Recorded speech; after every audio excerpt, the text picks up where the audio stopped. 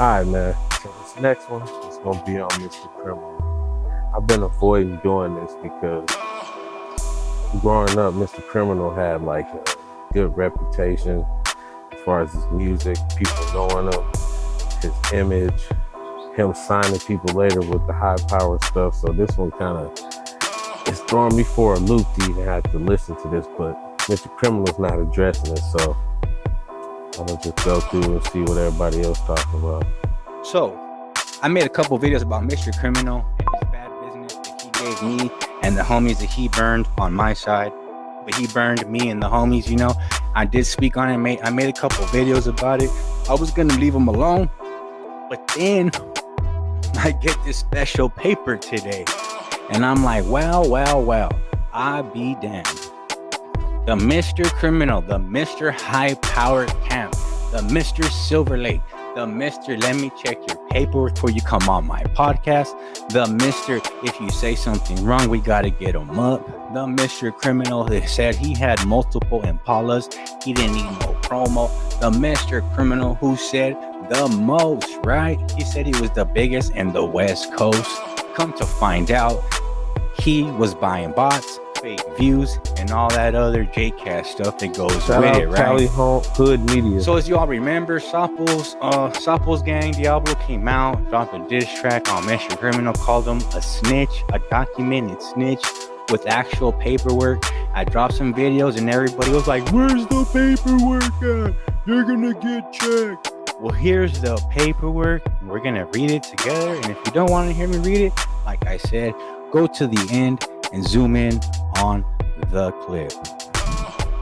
Yeah, like I was saying, just zoom in on the clip if you don't want to hear, I'm just gonna, read off a quick little snippet, where it says that on 4/8/21, approximately at 6:29 hours, I spoke with Robert Garcia.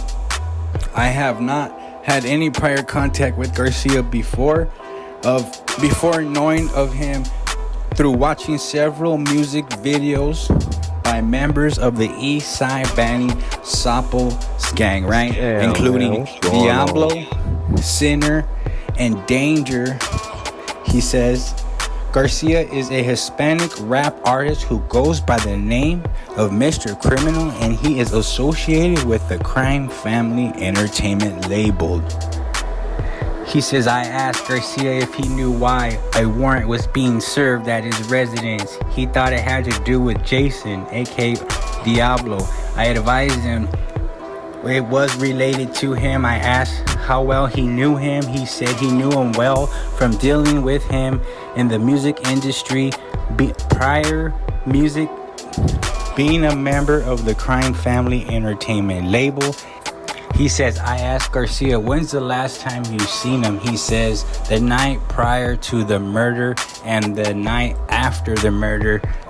But before he became arrested, Garcia said Renee mentioned that he had smoked some fool, referring to killing someone. Garcia said he thought it was just someone from the streets trying to maintain his street credit. Garcia said that after that Renee was arrested, he heard what happened, did not realize Renee had been telling him the truth. Wow, gente. Wow. If that's not truly proof for you, stay tuned to the end right here. I'm gonna play the full clip for you guys also. So damn, I can't believe Mr. Criminal would go as far as not just talking to them boys, but giving them detail by detail of what Diablo said, right? Free Diablo, take Mr. Criminal, get rid of that fool, toss that fool. That fool's no good. That fool's career is shot forever now. Man, this is definitely a crazy one, right? Don't forget to like, subscribe, drop a comment, watch the video to the end, and I'm out. Alright, so from what I'm getting from it, Diablo was somebody that was on his record label, the Crime Family, and something happened to where Bert caught a body, and Mr. Criminal was a part of it, and when questioned, he basically pointed out his somebody that he signed, that signed to him. I'm confused. Like, what did he? All right, okay. They issued him a warrant. He spoke with the police or the DA, and he said that he witnessed or he saw a murder, or basically implicated somebody and put them at the murder scene. I don't know, man. I'm confused. Y'all can help me out in the comments below.